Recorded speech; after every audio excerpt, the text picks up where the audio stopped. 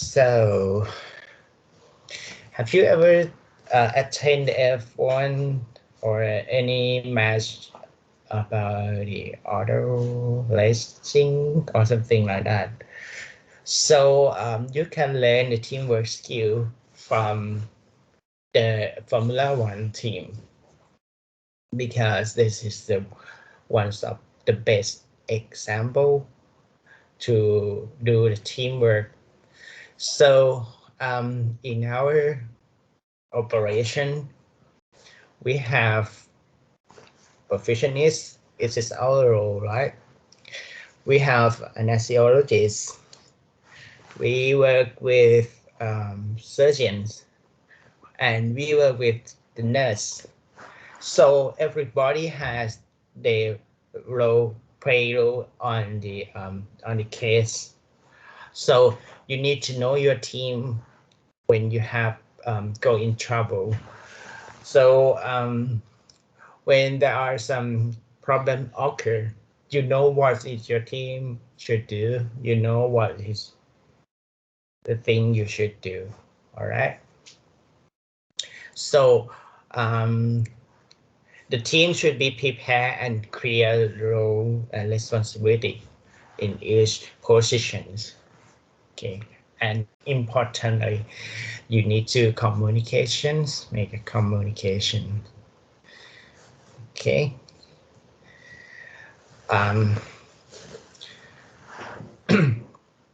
In the CPB, it is quite complicated that can be make a patient possible to severe mobility and morbidity and mortality.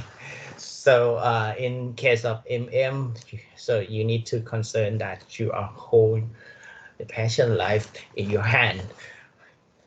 And the case is kind of straightforward. It's not the same in all cases. Sometimes accident can be occur anytime, even that is a simple or complex case. Sometimes it's unpredictable. Yes, unpredictable. And the procedure sometimes is like can be changed anytime. So I would like to show you the situation in the crisis management training for professionals that if we have time to do that in our lab, we're gonna do something like this. So let's see 2-minute YouTube clip here.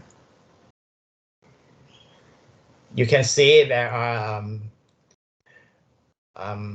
different angle of the camera, right? And you see the vital sign parameter show you on this kind of monitor here. And here is the perfusion student, and maybe examiner or maybe his colleague, not sure. Okay. So now you can see, I don't know what's happened, but if you see the arterial line here,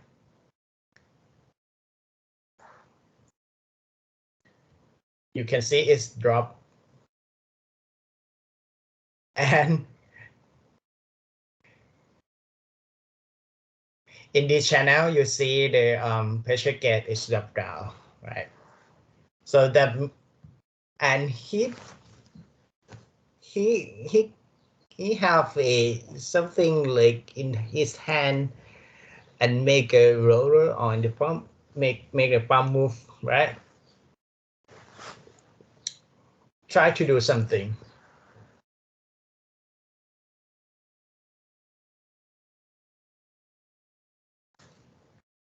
So after he moved, the arterial line pressure is rising up, right?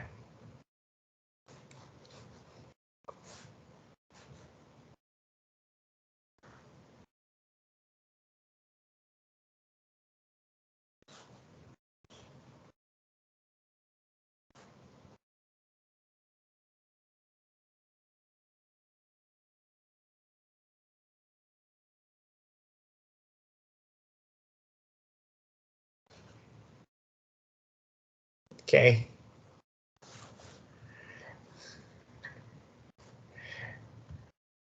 And he has one assistant, maybe in the green cup here. I think this one is maybe the problem from the pump failure. So his colleague take another pump beside of this.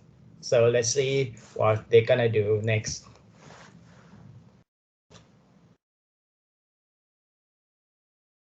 He keep going, rolling on the lower pump, and he stopped the pump and take the tube out of the previous lower pump and put it in a new pump.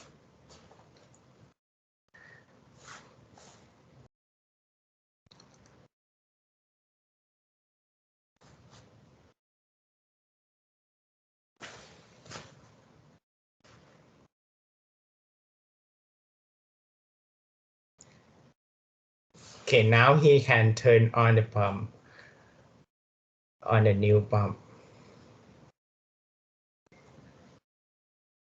Okay, and a line pressure and also arterial pressure is back. All right, again.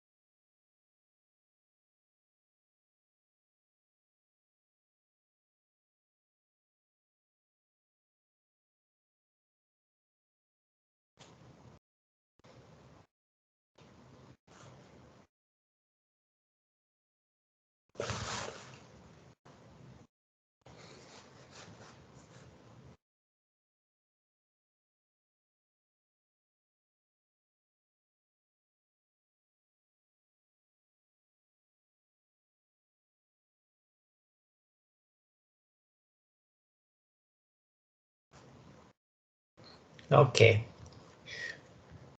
So what we have learned from this video, I would like to say that one is the perfusionist team need to train. So that means in the practical sessions, we may need to train something like this, or also in this examination too. So you may have some situation and scenario, and I will see you how to solve the problem in the case. So that is make you more confident and prepare well before you go to the clinical years in the fourth year. All right. So, but keep in mind that it's the troubleshooting. Some problem quite rarely occur in the real in the real practical, but all the team should be maintain that skill like a football player. They need to practice every week, even that there are no match competitions like that. So from that video, you can see the communication between the surgeon and the perfusionist, and also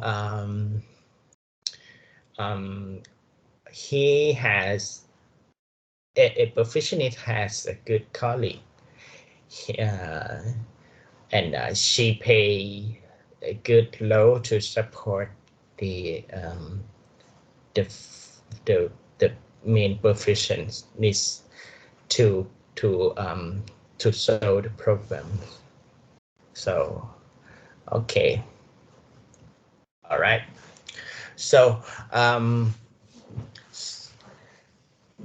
the thing that can help you to confident in to solve some issue, some problem, is that you need to know what is your operate on.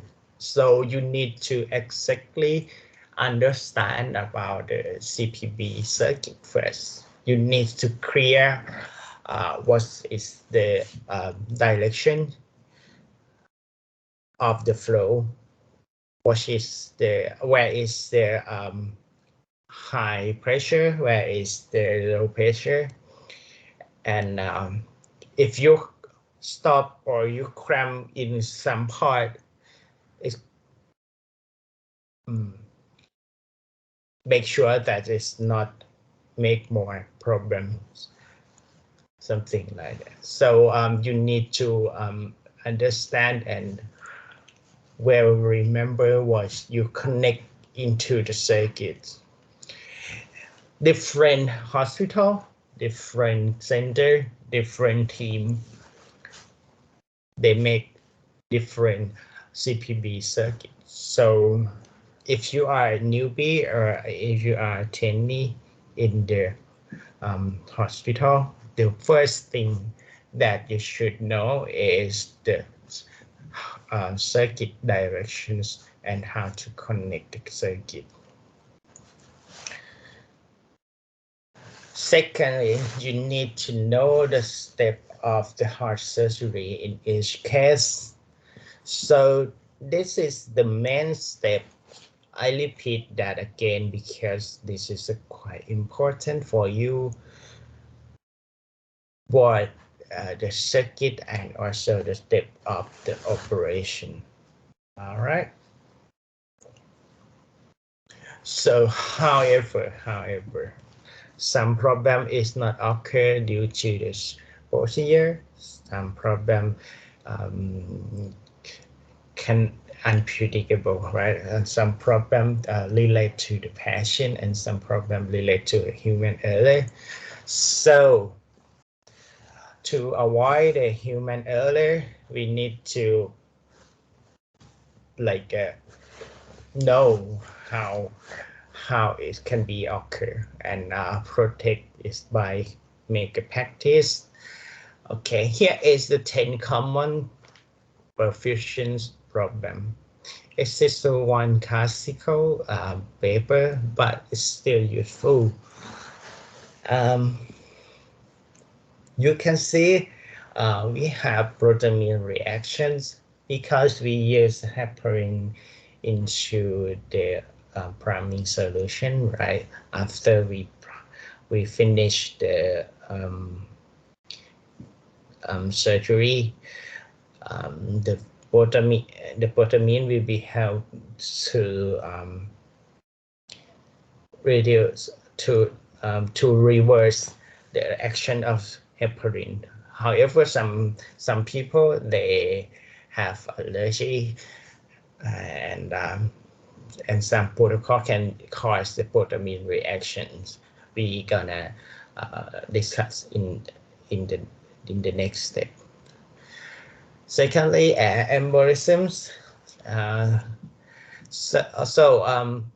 We well know that the air embolism is quite high alert and for the past for our job. Embolism can be caused any list of stroke and also ischemic event. So it can be occur related to the mechanical failure and also our human error.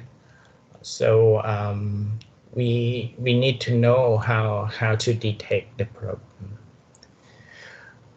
Next is the oxygenator failure. Because we use the oxygenator as the exchanger, gas exchanger or artificial lung. So if it's failure, that means it's not effective to exchange. So how to detect that and how to solve the problem. Electrical failure. Sometimes the electrical support is not good and can cause everything stop. Not only the pump stop like previous video, but also the whole team maybe go to the dark and how they solve this problem and if how is position do in this case. Okay. Next, hypoperfusion might be occur due to your skill, your role, and your health. And this condition, what we should do. Drug error. This one is maybe a human error. You need to check before you go to giving the drug to the circuit or giving this to the patient. Blood clotting. This one is depend on how well you protect by using the heparin, and the blood clot is the same issue with the air embolism, like make ischemia and stroke. Also, the blood clot can be make oxygenator failure too. Okay. Next is gas contaminations. It's quite serious for the sterile technique, especially for a newbie in the operative room. So you need to avoid this to touch the sterile zone by your hands. So you need to cover by a sterile zone. So we need to learn about that for the next in the practical sessions to keep a sterile technique in many areas that we want to. The same as in the CAT lab, also we use sterile technique. In the OR, we have almost 100% of the sterilizations area. Okay. Line separations. Sometimes the line is disconnect from each connector, so it can be cause blood spread out. Blood will be go everywhere in the on the operative room wall. So you need to clean up after that. So to secure the line tubing, and the connector is quite important to protect this. Okay. And the last one is transfusions early. This one is the um, um, this one is the human error to you give the drug wrong drug into the patients. So some of these I'm gonna discuss today, and some of this is just let you know that you need to concern about the problems. There are many problems. It's maybe 100 problems. We cannot discuss most of them today. We'll just predict and just attention on this some most common to make you not much confused about the troubleshooting. So here is the useful to make a protocol to prevent the troubleshooting, the issue on the CPB. So the team could be review and train together and develop the protocol together. So here is just the example to forecast that to develop the problem-solving protocol. Okay. To make it easy, I would like to show you this each problem along with the perfusion step. So we're gonna start from the pre-bypass problem. The pre-bypass problem is the problem that might be related to the patient condition, like underlying of the disease, and that can cause a problem issue. So to protect this problem, you need to make sure that you have a checklist. Like the pre-bypass checklist is gonna reduce some problem, especially for the mechanical problem or a problem that relates to the CPB circuit and equipment. Also, you need to review the chart for the patients. So check everything, the circuit and priming the drug that you have spare before turn on the pump, run on the pump, right? So some example for adverse situation identifiable before going on the bypass is coming from the patient underlying conditions. Firstly, severe aortic atherosclerosis. This one is mean the patient has a lot of calcium in the aortic wall. So if the calcium is too much, the vessel wall gonna turn to like a stone, right? So at these conditions, the surgeon's gonna difficult to make a cost cam and also make a cannulation into the ascending aorta. Imagine if they put the knife into the calcium or put the clamp on the aorta. it's gonna be make calcium crack and float out to the circulation. Or some serious problem is that gonna make aorta break and tear. So you need the team should be concerned about that, especially for the elder people, because it might be take a risk related to the aging also.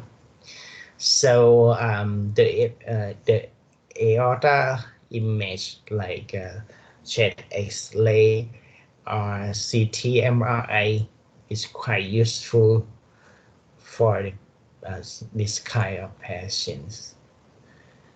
Okay. If the calcium crack and float out to the circulation, it seems like a stone, small stone or debris flow. It can be go with the flow to the brain or any organs and can cause ischemic event, ischemic organ. Okay. The next is the hematological concern, which are include maybe coagulinin, antithrombin 3 deficiency, and also some Jehovah's Witness, which we have discussed in early, right? So I'm gonna go to the first and the second example, coagulinins and determinate 3 deficiency. The coagulinin is mean the serum antibody against the antigens on the red cells and become active at the hypothermia. Okay, it may be increased blood viscosity and can cause microvascular occlusions, hemolysis, cramping, and make like a clot of the red blood cell. So some recommend using the corticosteroid to avoid hemolysis. And if you detect before the patient coming make a heart operation, you may be planned to keep the patient body warm during the operation, and you need to talk with the surgeon and team to keep warm blood cardiopatia. There are some issues to compare about hypothermic CPB, but they're still in the controversial. But however, in normal practice, we tend to use the normal thermic CPB and warm solution for the patients. Okay, and also importantly, avoid to make a deep hypothermic circulatory arrest because it's going to huge effect to the coagulinin patients. Okay. So to keep the patient warm, you have a heat exchanger in the circuit, right? And also you may need the warming blanket that cover on the operative table. Yes, to keep the patient still warm. Okay. The next thing that you may see more than the coagglutinin is that antithrombin 3 deficiency. Normally antithrombin 3 gonna make a balance between pro-coagulation system and inhibit of coagulation. That means it needs to balance between clot to make the blood clot and to make a blood not clot, something like that. So for the patients with antithrombin 3 deficiency, this balance is quite not good. In the CPB, the antithrombin gonna payload work with heparin to make the reactions more active. So if we give the heparin into the CPB and we test the bleeding time, or we test ACT or activate clotting time, we're gonna see is much more than a normal range. In the case of antithrombin deficiencies, the patients who have deficiency in the antithrombin gonna increase the risk of the thromboembolic event, because the blood gonna easy to clot. So because it's resistant to heparin reactions. So some recommend say that you need to give much more heparin, that's it enough. But some recommend using FFP to give to the patients to increase the antithrombin 3. All right. So if you are a perfusionist and you found that your ACT is not rising to the 400, you need to concern that this kind of patient have antithrombin 3 deficiency or not. So after that, if you detect, you can have tried to increase the heparin first. If it's not work, you're gonna give another step, like I give the perfusion plasma to the patient to increase the antithrombin 3. All right. So ACT number is quite important for the perfusions to make sure there's no clot in the circuit. So this one is gonna remind you that before you go on bypass, we have to giving the heparin by anesthesiologist and test the ACT. If the ACT not reach to the target, like more than 400, we need to think about antithrombin 3 deficiency. All right. After the cut line, you have a cannulation, make a cannulation. Okay. And also suction on. Okay. And test the arterial line pressure. Okay, about the arterial line pressure, I'm gonna talk later.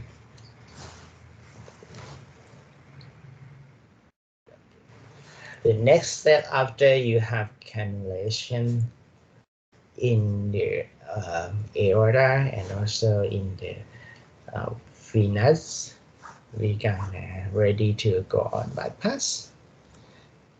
So start to on bypass, you need to concern about arterial line pressure as chronic link with the previous slides, right? If the arterial blood pressure is rising up, it may be too much rising up. This may be can cause there are high resistance after the pump. So it may be come from a wrong positions of the cannula. It may be related to the small cannula, or it may be related to the long arterial line. So you need to notify the team to solve this problem or optimize this problem. Okay. Okay, now we start on bypass. And this called the transitions period. The perfusion is gonna start slowly and open venous tip and continue as monitor on the CPB parameter like reservoir level, pressure line, the venous and arterial color to make sure there are any gasation or not. I will talk this kind of this program later. Arterial pressure, are there any hypothermia or not, hypotension or not, a flow rate, and so on. Okay. During CPB, okay. So this one is the parameter like the same previous courses that we are already discussed about that also. Okay. So here is recommendations for the monitor for the CPB. So so you can see in the left hand side you see a recommend monitor and common recommend safety device for the CPB in the right hand side. Okay, continue arterial blood pressure and arterial blood flow monitor, and other parameter it should be okay. And cardioplegia or any pressure on the cardioplegia should be concerned too. Okay, temperature, blood gas, and oximetry, and so on. This is the recommend monitoring for the CPB. Okay. So during the bypass, one of the most common trouble that found is the low venous reservoir level. So it may be related to the small size of venous cannula, impair on the venous return, like heart positions and also the surgeon's positions. Tubing clean, airlock, or any too much breathing, and positions of cannula or the clot can be disturbed to the venous reservoir level. So if there are something like this occur, you need to slow down the arterial pump first and notify to the surgeons. Okay, has a bad venous returns. Please reposition the venous cannula or please look at the operative field. Okay.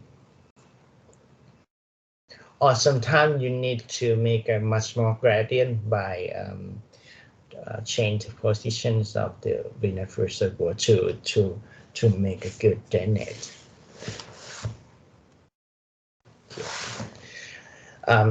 Sometimes maybe have a high pressure on the arterial line, so you need to observe the pressure gauge. So small size cannula and crinking and obstructions of on the cannula or arterial line is related to this kind of issue.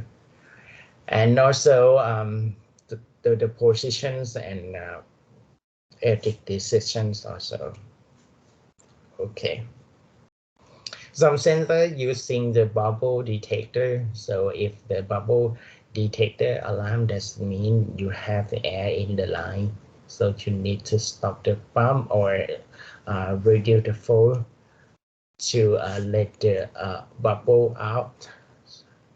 Okay, but sometimes to make sure that is no problem on the center. Okay.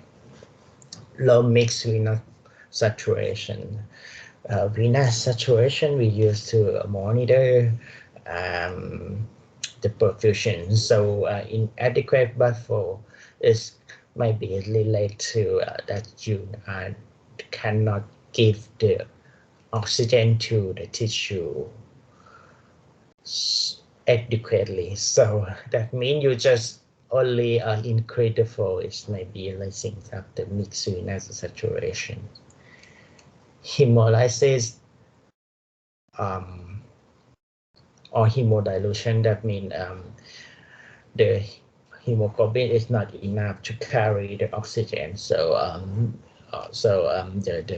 the oxygen cannot provide to the tissue. That can cause the low perfusion too. Shunt cramp or any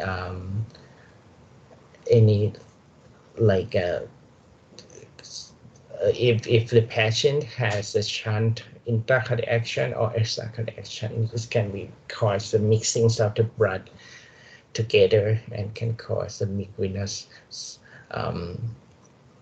set is left down. So you need to check yourself, like okay, I need to check my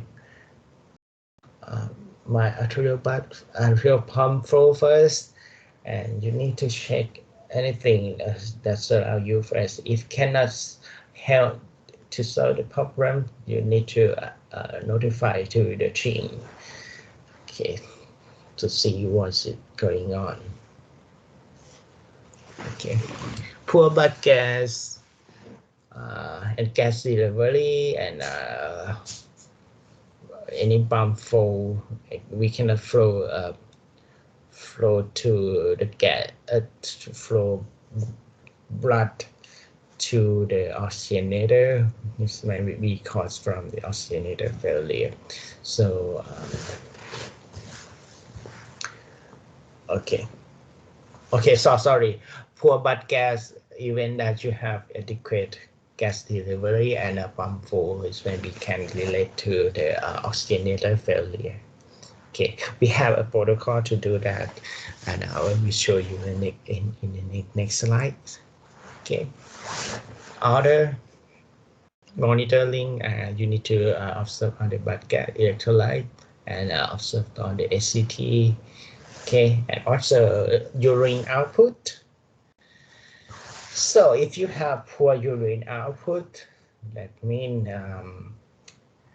you need to check the mechanical of the device first. This kind of problem may be related to clinking or this can connect the catheter to the tubing. So you need to check that first. But sometimes it's offset by the gels, KY gel, because we use the gel to lubricate the catheter to put it in the catheter to the bladder. So you need to check that first. And also, if we have low pump flow, low blood pressure, so there are no blood go to the kidney, and there are no any urine. So just increase the pump flow and observe it again, especially for the patients who has the hypertension condition. Okay, and some case there are a lot of the swelling and a fluid gonna move out from the vascular system. So you need to give some diuretic to preserve that. Okay. During the weaning, okay, and weaning again. Okay. Just show you each step, and I put some problem on the step. It's gonna make you easy to follow. So when I learn to do the CPB, or I learn about CPB, I'm gonna make my timeline like from the pre-bypass until we off the pump, and put everything into the timeline. So what is the step? What is the thing that we need to concern about that? And predict and forecast the problem that might be occur in each step. So that's why I organized my talk today like that. So you can revise yourself to make your own understand on this kind of sessions. Okay, during CPB, the thing that common concern is massive air emboli, a pump failure or machine failure, and also the power outage. Okay.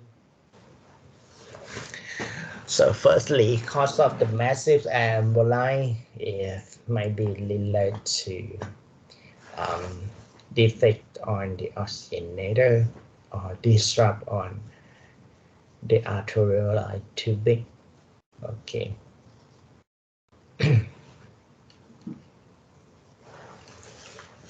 So air can be entrainment from anywhere from the circuits. So before you make to solve this problem, you need to know what is the flow directions first, how to let the air out. So if there are the air emboli go to the patient, you need to stop the pump immediately. Okay. It's also maybe related to the human error too, like if you're inattention on the reservoir level, it may be out of the fluid in the reservoir and pump that kind of air to the patient. This is quite a big problem. Okay. So you can see here air can be trapped into the circuit from everywhere. So if there are some air emboli, what is the thing we're gonna do next? Okay. Firstly, you need to stop the pump, because this is your role on the heart lung machine operator. So stop the pump first and notify the team.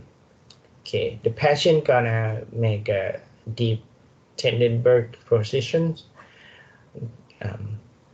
mean the lower head to the head to lower to make sure that there's no any air bubble go to the brain. Protect the brain first, and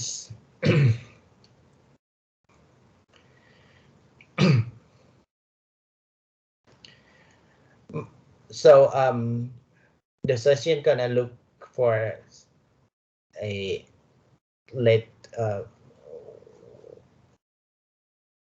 some area to let the air out, like trapping or venting out from the ventricle or anywhere.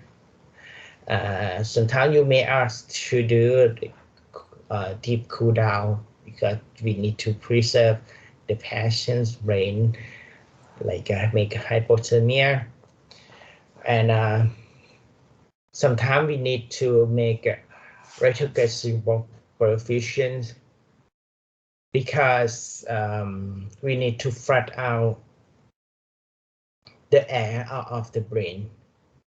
Flush the air out of the brain. So in the retrograde way, like put the cannula on the SVC and push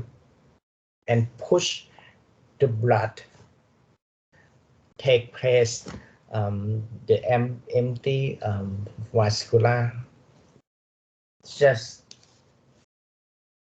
to make sure that is the blood gonna replace the emboline bubble inside the head. Okay. And after that, you're gonna return to on bypass again.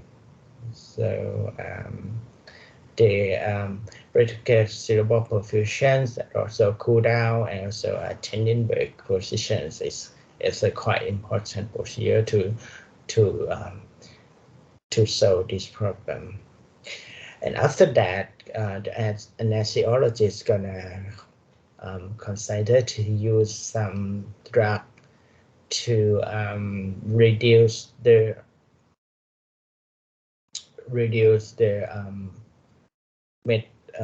brain metabolism to prevent the ischemic event and a stroke event after the, this issue. All right. For the machines or pump failure on the CPB, from the circuit there are a lot of components, right? Each component they maybe have a critical event in this column. You can see the oxygenator maybe has gaseous, a lot of gaseous or any issue or if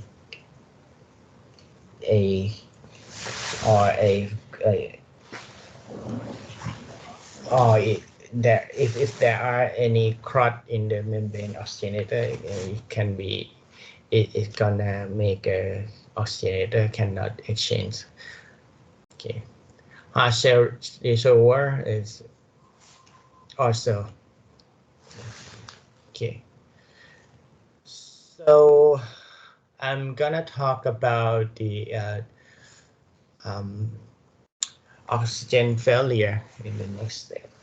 So we always make a arterial blood gas, right? And arterial blood gas gonna let you know how the oxygen function is good or not. So we need to observe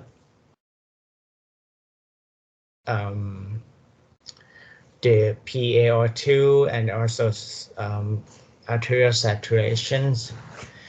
So if you read the results, you need to concern about that. If it's low, you need to check everything first. It maybe you forget to connect the gas line. It maybe you forget to adjust the FiO2, not and also the flushing the sweep gas. Okay, if that okay, you do everything, you need to ask for anesthesiology. Okay, so maybe need more drug to make a patient more deep sleep, because if there are some like still wake up, it may be cause more higher oxygen demand and also imbalance in the metabolic rate, and can cause the arterial blood gas bad result. Okay. Next, you need to make sure that you draw the blood from the circuit in the right side. You do not measure on the venous and by accidentally or anything that you by your earlier you draw the blood from the wrong side and taste the blood and read in other side. So to make sure about that. Okay. Okay, try to just a little increase the flow. Okay, and check the hemoglobin to make sure that it's enough or not. Okay, sometimes you need to calculate the oxygen transfer. So if that all you are okay with that, and it still have a bad arterial blood gas, you're gonna concern to change out the oxygenator. Okay, that is related to the oxygenator failure. Okay, oxygenator failure, this may be caused from the clotting on the hollow fiber membrane, and can reduce the exchange between the membrane and the blood. Okay, so how to this one is step to change out the oxygenator. So you need to stop the pump first and remove the line that is maybe not related to the main pump. So by the concept to change out, we need to make a time shortly, and because if you stop the pump, that means you are no any support to the patient, right? So to reduce that period, you need to practice. So I have some example from the YouTube about this kind of the crisis management. Okay.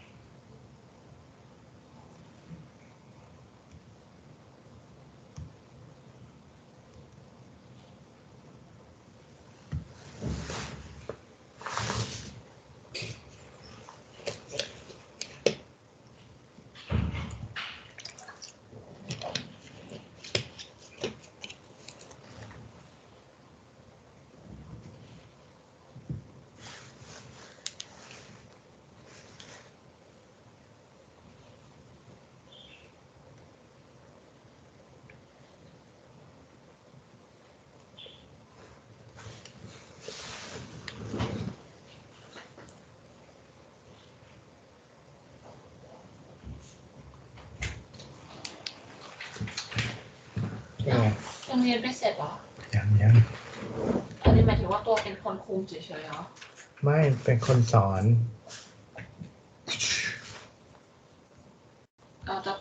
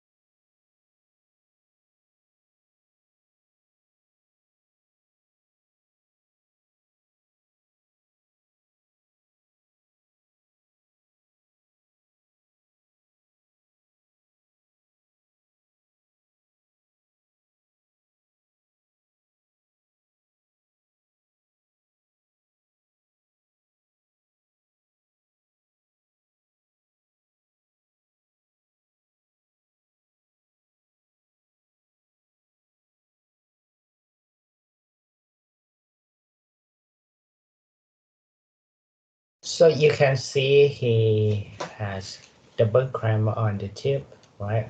And he mentioned about using the alcohol to cleansing this part, and he gonna cut out this one. Okay.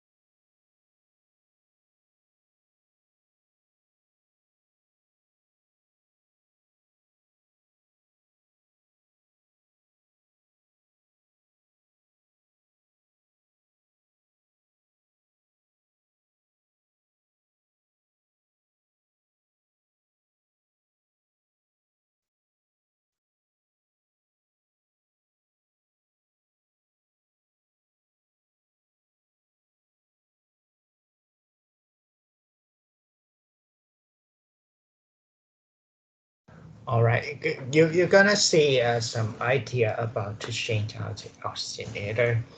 So yes, this is the another step that you may clear more in the real practice. I hope that we will can set up this practice in our lab sessions.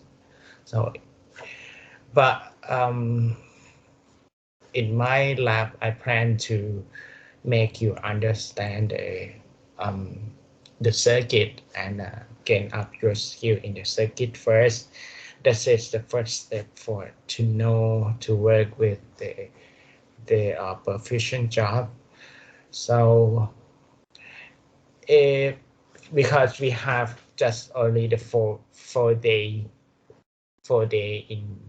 in our lab for this term, I'm not sure that it's you're gonna achieve my goal or not. If you work well in the lab, we're gonna go to the troubleshooting. Okay. If if you're not, we're gonna make sure that you have the main step of operation is CPB first. Okay. And the next is the power outage. It's quite rare. Every trouble problem is quite rare, but you need to practice to make sure that you are confident to reduce the problem after that. So the power outage is the one of example. It maybe occur in many countries, especially for the development country. In Thailand, it's also quite often for some hospital. So for your low as the perfusionist, you need to pay attention on the arterial roller pump head. You need to prepare the hand crank and maintain the pump flow by using the hand crank. And you need to recheck your battery back up every week, because it's if you hand crank for a long time, long minutes, so it can be cause the exhaust, and you're gonna hurt on your arm, and you cannot flow out anymore. So for example, to use a hand crank, I'm gonna show you here.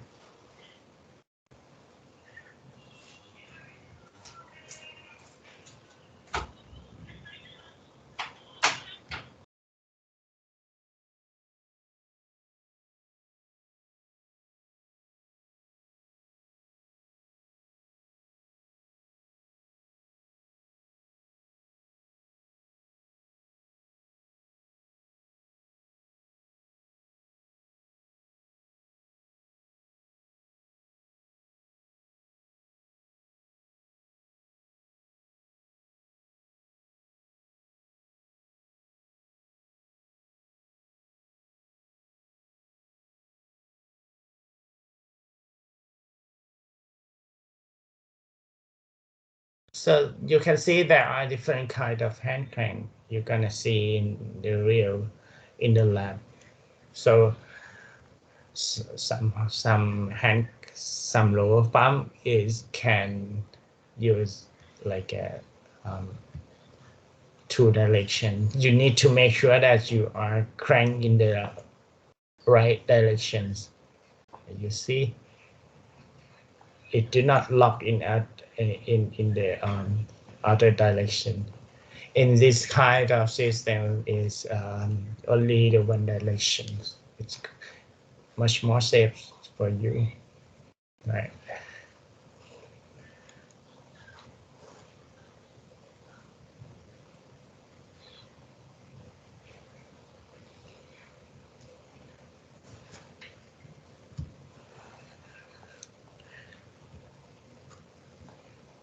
I'm not sure that this make you much more confused or not, but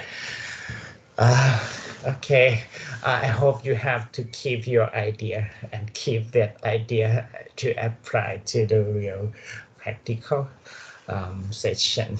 Okay, so move on to the next issue. Also, because we are human and sometimes we can make an error. So instructions to the patients, to avoid that, you need to learn how to keep a saline technique, how to avoid the contamination on the operative field and every procedure. A drug earlier, sometimes you need to check by double. You have other colleague and calls for help to recheck the blood and drug that given to the patient. So some say that the best safety device available today is the perfusionist who is well trained, experienced, and qualified to handle routine as well as emergency situation. That is quite important. You're gonna be a good perfusionist in the future. Okay. So, okay. So move on to the next step. We're gonna off the pump. Okay. After we off the pump, so generally we remove the venous cannula and the anesthesis will be giving the protamine and the perfusionist gonna the suction. What can be happen during this time? Okay, because before this we need to weaning the pump, right? But some conditions, some patients, it's not easy to landing. So this issue I'm gonna talk in the next session on Monday. Next Monday, we're gonna talk about that and how to use any mechanical support for this kind of patients. But today, I'm gonna talk a little bit to the protamine reaction on to reverse heparin for some patients. So if you see now, after we up the pump, the anesthesiologist will be giving the protamine to reverse action of the heparin, right? However, the protamine is not only make a heparin neutralization, but it's also affect to each other cell like platelet, fibrinolysis system, and inhibit of the coagulation itself. And the protamine admit administration need some slow giving to the system. If the new doctor, new NS doctor, or any accident that they might give quite fast, it can be caused protamine reactions. So the protamine reaction might be separate into different response. Sometimes we have hypotension from the histamine release. Okay, the protamine go to the circulation and it's respond quite quickly, and hypotension may be okay from this kind of allergy. But the next step is maybe see much more serious reaction. It can cause the anaphylactic shock. A cardiovascular system might be collapsed. systemic hypotension, the BP gonna drop down. A bronchospasm from the mucus leak and bronchospasm, and also can cause the high hypertension in the lung. So this is quite serious reaction, and also maybe turn to anaphylactoid. This is more harmful because this is more complex reactions combined with anaphylactic shock. So this is serious reaction. The perfusionist need to repair our prepare our machine to return to support. If the BP drop too much, we may be return to on bypass again to support the patients. All right. So that is all for today. Any questions from the audience?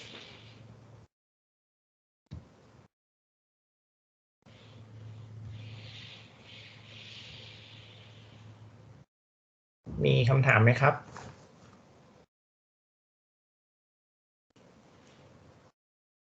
ยังไม่มีเลยค่ะอาจารย์ นี่ยังอยู่กันไหมครับเนี่ย ยังโลค่ะ Okay. I'm gonna if not I'm gonna leave by early, but you have another self learning that I put the extra lecture link for you here.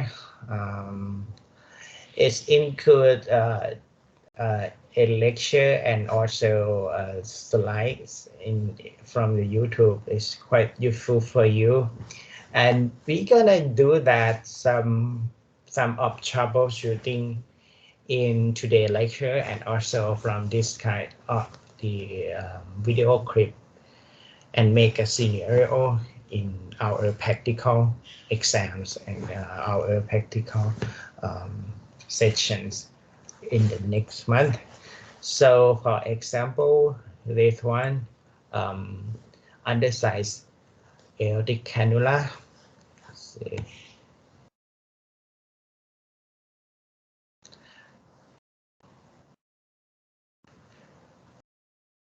So I love the lecture so much, but it's just only a few examples. So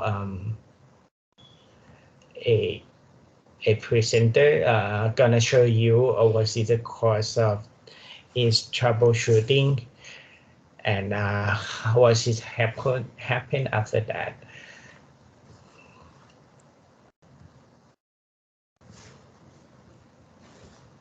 What is the course of them and precautions.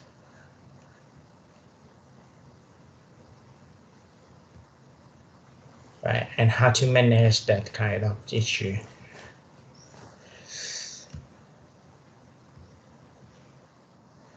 Right, there are only nine sections, 9 problems, and also the take time is only about 3 minutes per each. So I think this is gonna be help you to make much more understand some part that I may lost from my lecture, and maybe make you much more clear. Okay. Any questions? Okay. มีคำถามเพิ่มเติมไหมครับ I know some of you have to prepare your presentation for the next week, right? Seminar. So you have this afternoon and this morning to make the PowerPoint presentations. So if there are